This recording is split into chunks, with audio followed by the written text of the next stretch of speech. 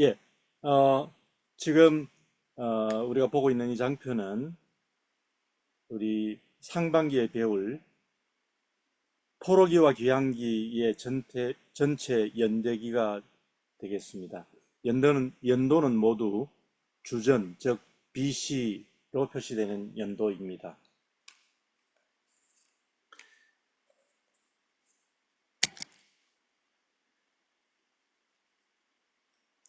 예, 역사상 최초의 제국 아수르를 이어서 바벨론 제국이 609년부터 539년까지 6명의 왕에 의한 70년의 지배가 지속되었고, 그 다음 메대와 바사는 고레스 왕이 539년에 바벨론을 멸망시키고, 이어서 다리오, 아하수에로, 아닥사시스 등 11명의 왕을 거치며 331년까지 약 200년 동안 제국을 이루었습니다. 주전 605년에 다니엘과 세 친구가 1차 포로로 끌려가서 바벨론에서 70년간의 포로 생활을 시작했고, 그중 586년에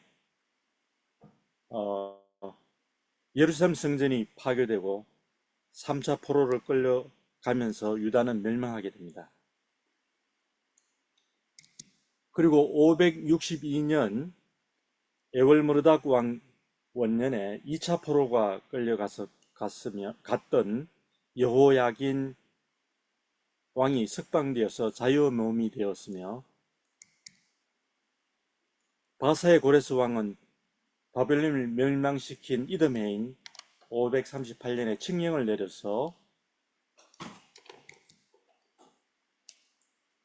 이듬해인 537년 유다 포로들이 고국 땅에 귀환하게 되었습니다. 그리고 536년 1차 포로 귀환민들이 제단을 쌓고 성전을 재건하기 시작했는데, 주위의 적대 세력의 방해로 중단되었다가 520년에 공사가 재개되었고, 이후 4년 후 516년에 제2성전이 완공되었습니다. 그리고 아하수에로 왕 때인 478년에 에스더가 왕비가 되었고, 473년 하만을 포함한 적대 세력을 쳐 죽이고 부림절이 만들어졌습니다. 그리고 아닥사시스 왕 때에 에스라를 주도로 458년 2차 포로 귀환이 이루어지면서 종교개혁이 일어났고, 445년 느헤미야가 3차로 귀국하여 예루살렘 성벽을 중건했습니다. 성경에서 나타나는 것을 보면 에스라서 1장에서 6절까지에는 1차 포로 귀환민들에 대한 성전 재건에 대한 이야기, 그리고 7장에서부터 10장까지에는 에스라가 2차로 귀환하여 종교개혁을 하는 이야기, 그리고 이어서 느헤미야서에서 445년 3차로 귀환해서 성벽을 중건하고 에스라와 함께 종교개혁을 하는 이야기를 담고 있습니다. 이 중에 에스더는 포로로 귀환하지 않고 남아있던 유다인들의 이야기를 기록하고 있습니다. 선지자로서는 이 포로기에 예레미야, 에스겔, 다니엘이 활동했고, 또 성전 공사가 중단되었던 시기에는 학개, 스가랴가 활동했고, 그리고 마지막으로 느헤미야 활동 시기에 말라기 선지자가 마지막으로 활동했습니다. 이것이 포로기와 귀환기에 대한 전체적인 연대기라고 할 수 있습니다. 그리고 이것이 마치고 난 다음부터는 이제 중간기로 들어가게 됩니다. 이 전체적인 연대기를 기억하셔서 후속되는 강의 시에 시대적인 감을 잡으시기 바랍니다. 이제 본격적으로 포로기 다니엘서에 대해서 공부해 보도록 하겠습니다.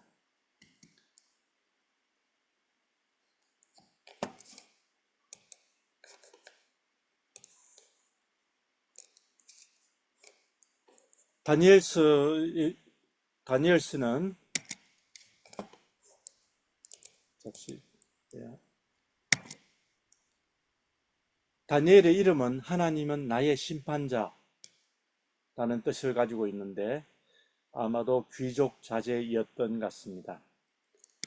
그리고 시대는 바벨론 1차 포로 605년에서 고레스의 칙령 후 1차 포로 귀환 전까지 아마 536년 이렇게 해서 약 70년의 시대를 기록한 것으로 보입니다. 기록 장소는 바벨론 제국의 왕국, 즉 바벨론과 그리고 바사 제국, 갈대아 지역이라고 봅니다. 갈대아 지역을 중심으로 한 바사 제국이 일어났는데 바사 제국에 있는 왕궁 수산궁이 되겠습니다. 수신자는 당연히 포로 시대에 있는 그 포로인들 뿐만 아니라 역사의 향방에 대해서 고뇌하는 모든 시대의 성도들이 되겠고, 본문은 크게 1장에서 6장 그리고 7장에서 12장 두 개로 나누어서 내용을 구분할 수 있겠습니다. 1장에서 6장에 있는 주요 사건들은 다니엘의 생애에서 맞닥뜨린 여러 가지 사건들입니다. 1장에서는 다니엘과 세 친구의 신앙 순결을 사수하는 그런 사건, 2장에서 4장에 나타나는 1차, 2차 꿈 해석과 풀무불 사건, 그리고 5장에는 벨사살 왕이 예루살렘 성전에서 가져온 성물들을 모독하는 그런 상황에서 발생하는 신비적인 문자 예언 사건, 그리고 6장에서는 다리오가 다니엘을 중용하고 또한 사자굴에 던져진 그런 사건, 이런 것들이 6장에 나타납니다. 그리고 7장이 그리고 주제는 하나님의 역사 주권과 신실한 종들의 승리라고 볼 수 있고, 문체는 영웅담 형태로 되어져 있습니다.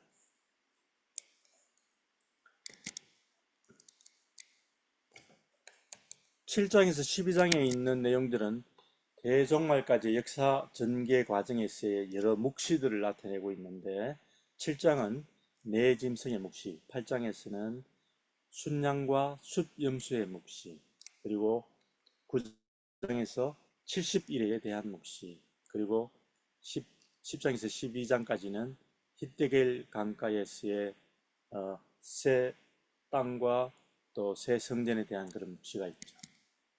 그래서 영원한 구원을 위한 하나님의 역사 전개 계획에 대한 묵시들이 나와 있고, 고도의 상징적 이미지로 제시하는 묵시 문학체 형태로 문체가 구성되어 있습니다. 이런 다니엘서는 명멸하는 대제국 바벨론과 바사의 심장부 안에서 유라 포로민들의 신앙 승리 사건들과 하나님의 종말론적 역사 전개 과정들을 묵시적인 형태로 나타내 보이고 있습니다. 다시 한번 다니엘에 대한 연대기를 살펴보도록 하겠습니다.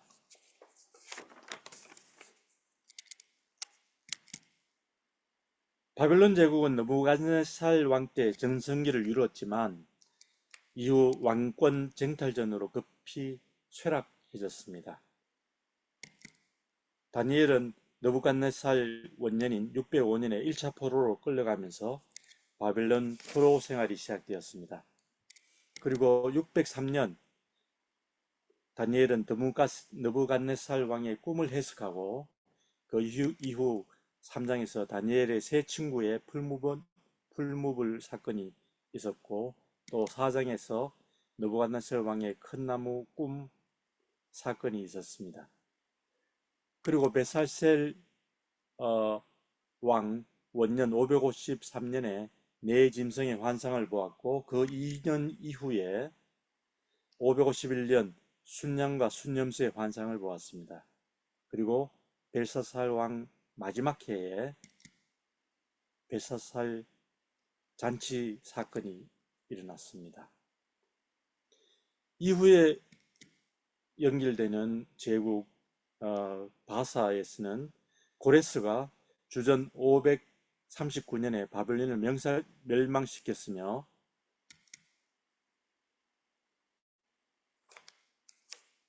바사 왕인 다리오 왕 때 사자굴 사건이 있었습니다. 그리고 같은 해에 다니엘이 참회하는 기도를 드렸고, 그 다음 고레스 왕 3년에 히데길 강가에서 마지막 계시를 받습니다. 그럼에도 불구하고 이때 포로를 3차에 걸친 고국으로 포로 귀환을 하지 않는 그런 포로 잔류민들은 여전히 바벨론에서의 계속적인 삶을 이어갔습니다.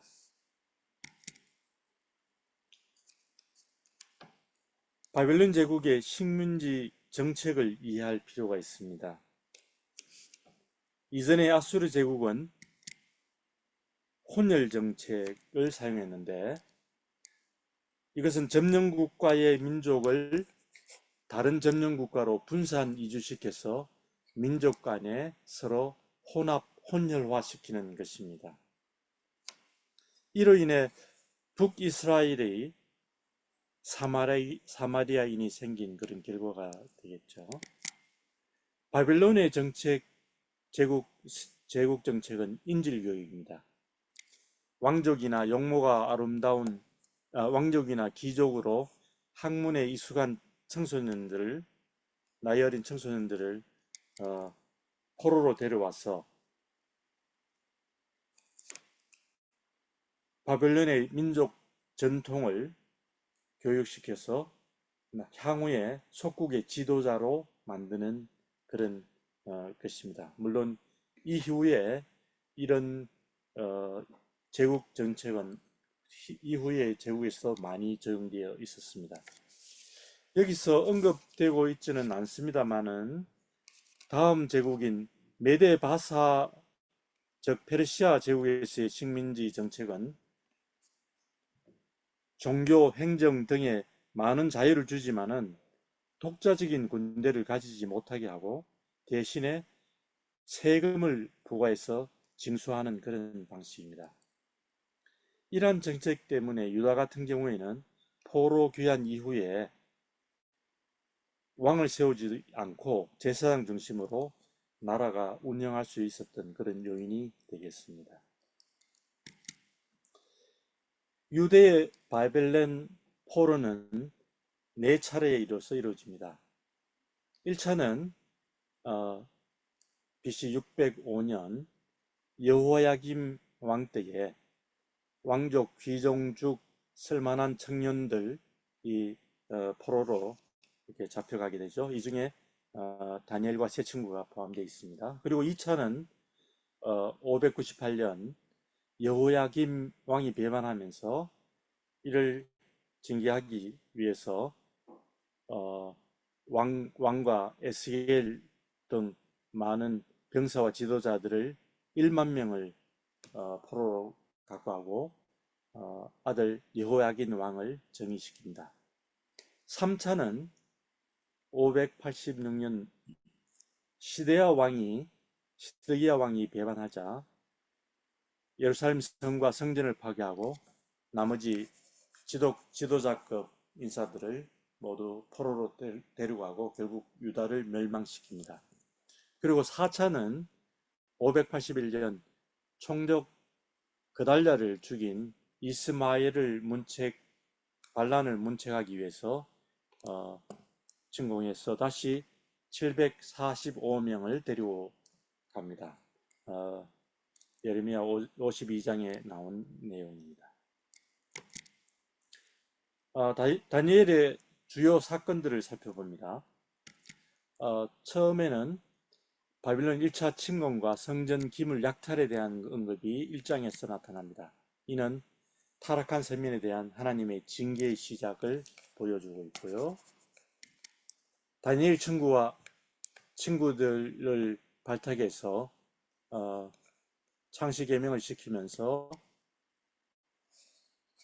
정복지를 효율적으로 지배하려는 정책을 수행하게 하는 그런 내용이 나옵니다. 세 번째는 다니엘과 세 친구의 황실 음식을 거부하는 것이 1장 8절에서 21절까지 나오는데, 이는 부정한 음식으로 더럽히지 않으려는 신앙을 지키는 그 지조를 보여주고 있습니다. 네 번째는 느부갓네살 큰 신상 꿈 사건이 나오는데 2장에 나옵니다. 향후 종말에 이르기까지의 역사 전개 과정을 계시하고 있습니다. 그 다음 세 친구의 풀무불 사건이 나오는데 하나님을 절대 신뢰하는 자들에 대한 보호를 의미하고 있습니다. 그리고 느부갓네살 큰 나무 꿈 사건이 등장하는데, 이는 교만한 자에 대한 경고와 하나님의 성취를 보여주고 있습니다. 그리고 5장에는 벨사살 성전 기물 모독 사건이 나오는데, 여기는 하나님을 모독하는 자들에 대한 비극적 종말을 경고하고 있습니다. 그리고 6장에 다니엘 사자굴 구원에 대한 사건이 나오는데, 이는 하나님을 절대 신뢰하며 의지하는 신앙 절개를 지킨 자에 대한 구원을 의미해주고 있습니다. 그 다음 바데에서 나온 내진성의 묵시가 7장에 나오는데, 이는 바벨론 시대부터 종말까지의 역사 전개를 계시해주고 있고요. 그리고 8장에 을레강변에 양과 염소 묵시가 나오는데, 바사부터 헬라 에피파네스 왕까지의 역사를 계시해주고 있습니다. 11번째로는 71회의 묵시가 9장에 나오는데, 선민을 중심으로 하는 역사 전개 과정을 계시해주고 있고요. 마지막 12번째 히데길 강가의 묵시는 10장에서 12장까지 나오는데, 바사 제국부터의 세계사 전개 양상을 계시해주고 있습니다. 이렇게 묵시 문학으로 다니엘서가 기술되어 있는데, 묵시는 계시하고 비슷한 뜻이 있습니다. 계시는 감추었던 것을 드러내는 것, 예를 들면 상자의 뚜껑을 열어서 안에 있는 내용을 보이게 하는 그런 것을 계시라고 한다고 그러면, 묵시라는 것은 이런 계시에다가 좀 더 신비적인 것, 좀 더 상징적인 것들을 포함해서 하나님의 계획과 신비를 보여주고, 또 상징적인 용어와 숫자와 초현실적인 이미지를 많이 사용하게 됩니다. 그래서 미래의 환상을 보이는데 많이 사용하는 그런 표현 방식이 묵시문학이 되겠습니다. 이제 1장부터 세부 내용들을 살펴봅니다. 바벨론 왕은 환관장을 시켜서 인절로 데려온 다니엘과 친구들에게 바벨론의 학문과 언어를 가르치게 하였고, 왕이 지정하여 왕의 음식과 포도주를 날마다 주어 3년을 교육시키고 그 이후에 왕 앞에 서게 할 예정이었습니다.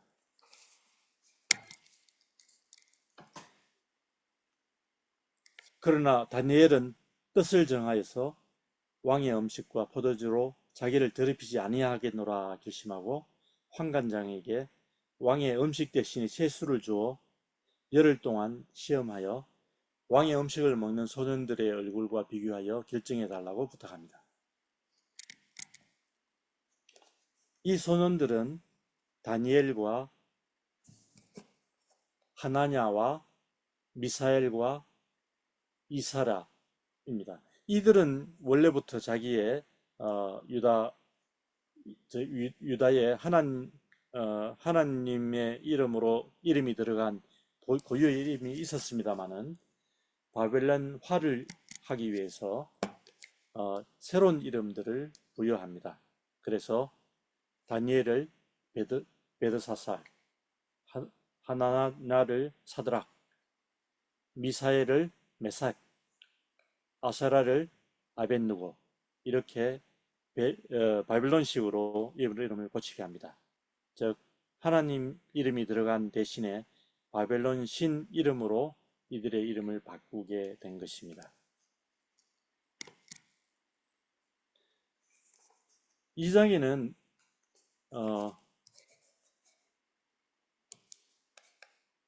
바벨론의 꿈 해석이 나옵니다.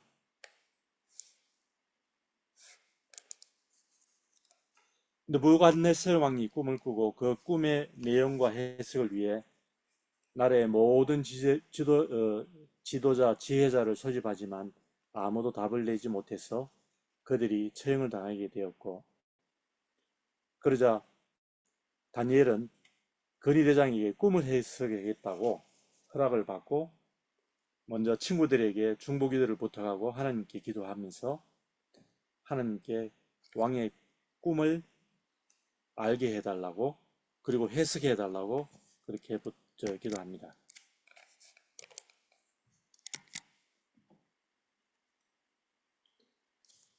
왕의 침상에서 장래 일을 그래서 그 해석을 알고 난 다음에 왕에게 나아가서 왕이 침상에서 장래 일을 생각하실 때 엄밀한 일을 나타내시는 이가 장래 일을 왕에게 알게 하셨사오며 왕이 한 큰 신상을 보셨나이다 라고 하면서 머리는 순금으로 된 그고 가슴과 두 팔은 은이고 배와 넓적다리는 노시고 큰 종아리는 쇠고 발은 얼마는 쇠요 얼마는 진흙이다 하면서 그 우상에 대한 설명을 합니다. 그런데 손대지 아니한 돌이 나와서 신상의 발을 부딪혀서 부숴버리고 거기에 있는 모든 구성물들이 다 부서서 바람에 불려 흩어져 버리고 우상을 친 돌은 태산을 이루어 온 세상에 가득하였다 이렇게 해석을 해줍니다.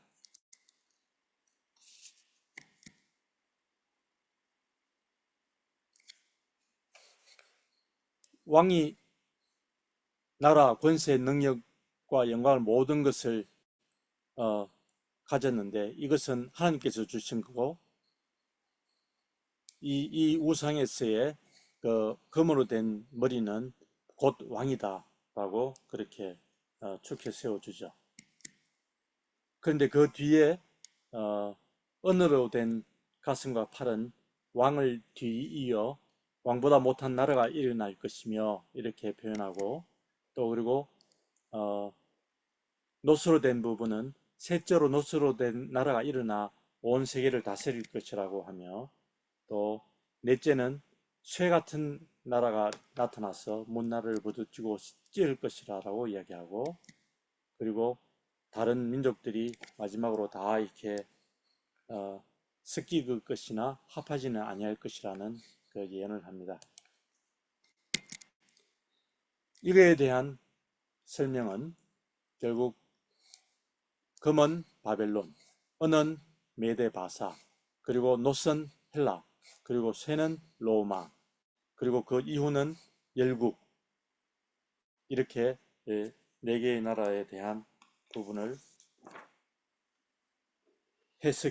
해석하면서 설명하게 됩니다. 이걸들은 느부갓네살 왕은 엎드려 다니엘께 절하고 이르되 너희 하나님은 참으로 모든 신들에게 신이요 모든 왕의 주제시로다 라고 그렇게 고백하죠.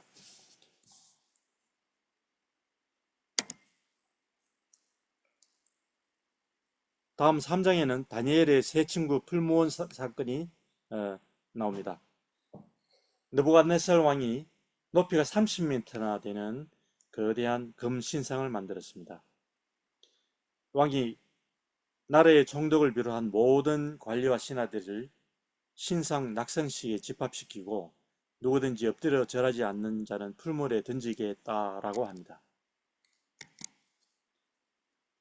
유다 사람 사드락과 메삭과 아벤노고는 절하지 않게 되자 고발됩니다.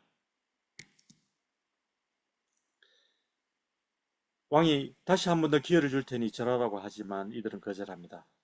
이들은 왕에게 우리가 섬기는 하나님이 계신다면 우리를 풀무불 가운데서 능히 건지시겠고 왕의 손에서도 건지내시리라.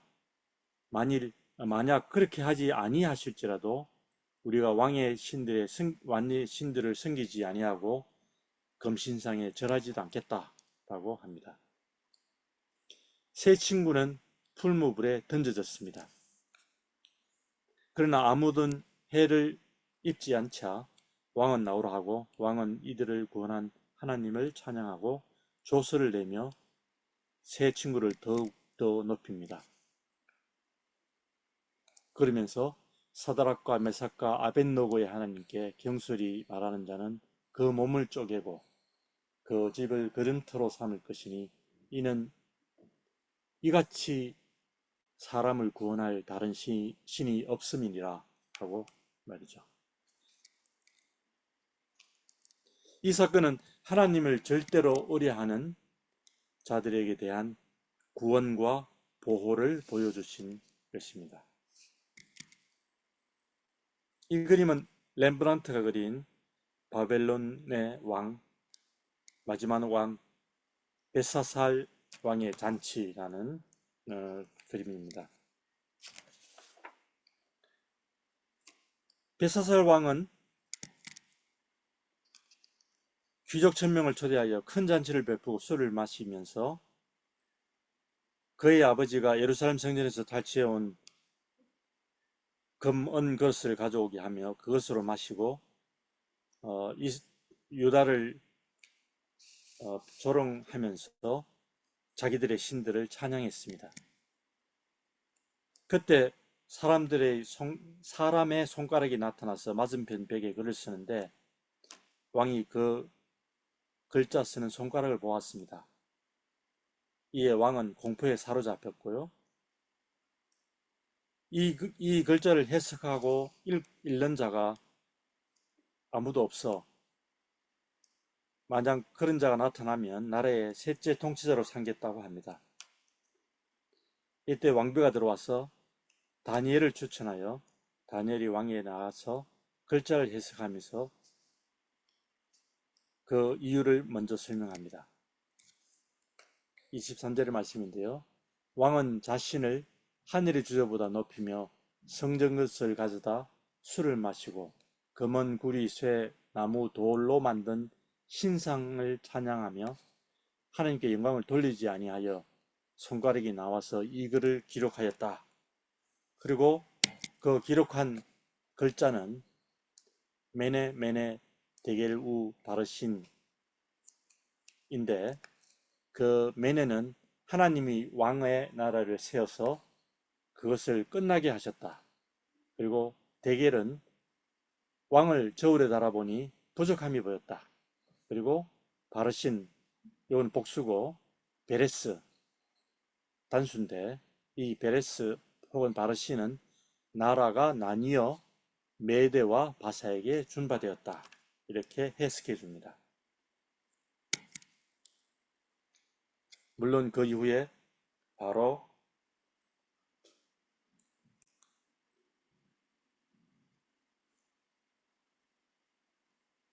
그 제국이 바뀌게 되어버리죠. 그래서 바벨론이 멸망하고 다시 이제 시대는 메대와 바사의 시대가 되었습니다. 메대 다리오가 총리셋을 주었는데 다니엘이 그중 하나였습니다. 다니엘은 민첩하여 총리들과 고관들 위에 뛰어나고 왕이 그로 전국을 다스리게 했지만 모든 고관들이 다니엘을 시기하고 모함하여 끌어내리려고 합니다. 총리들과 고관들이 다니엘을 고발할 근거를 찾으려고 했지만 찾지 못했는데 그것은 다니엘이 충성되어 아무런 그릇됨이 없고 허물이 없었기 때문입니다. 그러자 그들은 다니엘을 율법과 금령을 세우고 도장을 찍게 해서 30일 동안 왕 외에 다른 신이나 사람에게 절하면 사자굴에 넣기로 합니다. 그렇지만 다니엘은 이것을 알고도 습관대로 윗방에 올라가서 창문을 열고 하루에 3번씩 무릎을 꿇고 기도하며 감사를 했습니다. 그러자 그것을 다니엘을 고발하고 다리오 왕은 하는 수 없이 다니엘을 사자굴에 넣었지만 사자는 다니엘을 해치지 않았습니다. 왕은 다음날 새벽같이 일어나서 사자굴에 가서 살아계신 하나님의 종 다니엘아, 너의 하나님이 사자들에게서 너를 구원하였느냐고 묻고 다니엘이 나의 하나님이 이미 사자의 입을 봉하셨으므로 나를 해치지 못하였나이다 라고 해서 이 사자굴 사건이 나타나죠. 그래서 이 상황을 보고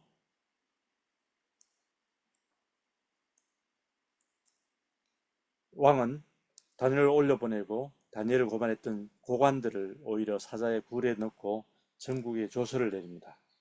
그래서 그 조서는 내 나라에 있는 사람들은 다 다니엘의 하나님 앞에서 떨며 무서워할지니라. 그는 살아계신 하나님입니다.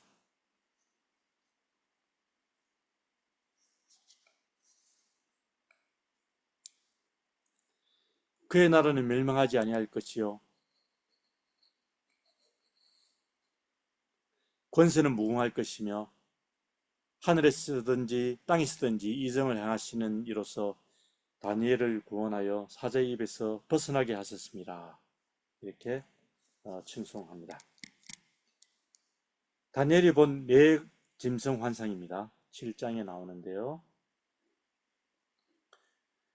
바벨론 벨사살 왕 원년에 다니엘이 침상에서 꿈을 꾸며 환상을 봤습니다. 그 환상은 하늘에서 네 바람이 큰 바다로 불어와서 그 모양이 각각 4개의 큰 짐승으로 보이는 환상이었습니다.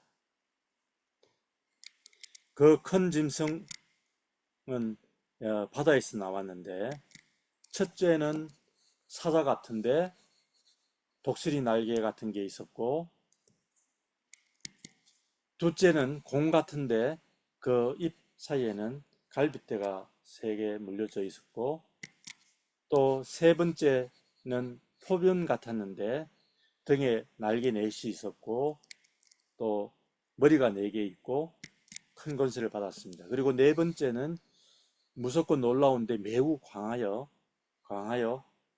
그리고 이 강한 뿌리와 또 10개의 뿔이 있는 그런 환상이었습니다.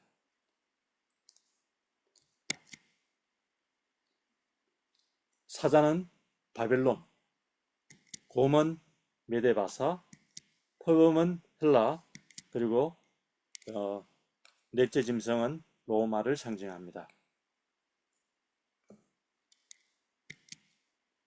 27절을 보면 그러나 심판이 시작되면 완전히 멸망할 것이요 지극히 높으신 이의 거룩한 백성들이 부침받으리니 그의 나라는 영원한 나라이라 모든 권세에 있는 자들이 다 그를 섬기며 복종하리라 라고 합니다. 이 환상은 바벨론 시대부터 메데바사, 헬라, 로마를 거쳐서 종말에 이르기까지에 대한 역사 전개에 대한 계시입니다. 다음은 다니엘의 순양과 순념소 환상입니다. 벨사살 3년에 다니엘에게 환상이 나타납니다. 다니엘은 수산상에 있었고 환상은 을레 강변에서 봅니다.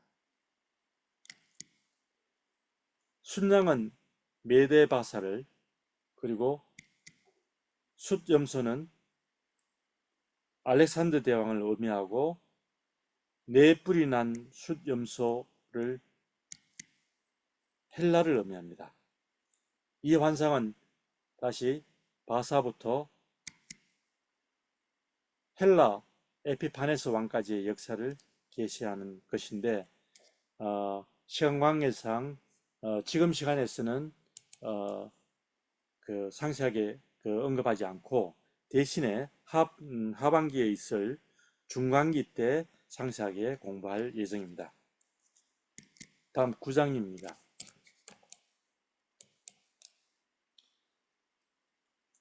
메데 다리오 통치 원년에 다니엘이 에레미야서를 읽는 중에 여호와의 말씀으로 선지자 에레미야에게 알려주신 그 연수를 깨닫는데, 그것은 예루살렘의 황폐함이 70년 만에 그치리라 하는 것입니다. 그러자 다니엘은 금식하며 베옷을 입고 죄를 덮었으며 하나님께 기도하며 간구하기를 결심합니다. 그 읽은 말씀은 예레미야서 29장 9절 말씀. 나 여호와가 이같이 말하노라. 바빌론에서 70년이 차면 내가 너희를 권고하고 나의 선한 말을 너희에게 실행하여 너희를 이곳으로 돌아오게 하리라. 예레미야는 예루살렘에서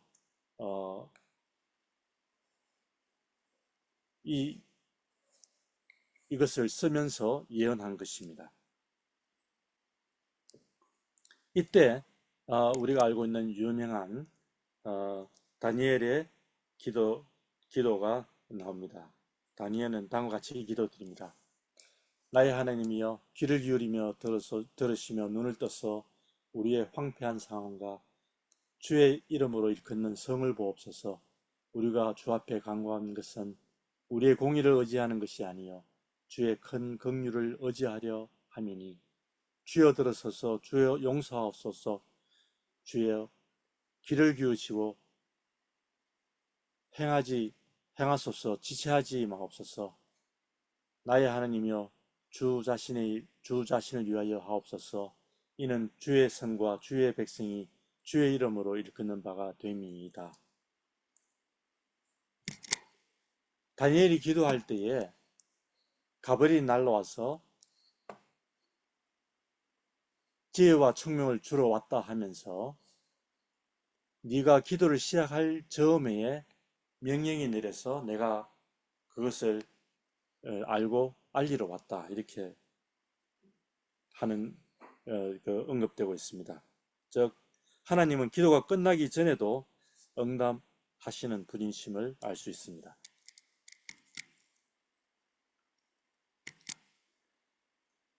다니엘서는 모든